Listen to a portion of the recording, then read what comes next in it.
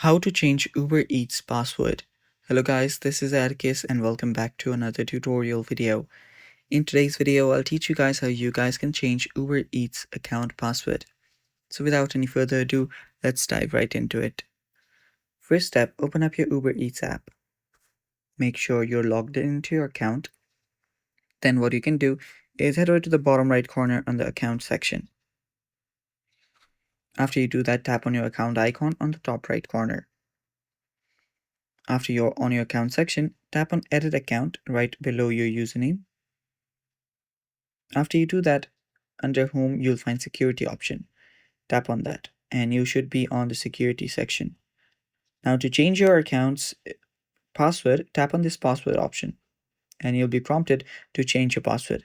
Now, if you already have set up a password, you will be able to you will be asked to verify it. So type your old password in, and you should be on this page where you can type in your new password and then confirm it.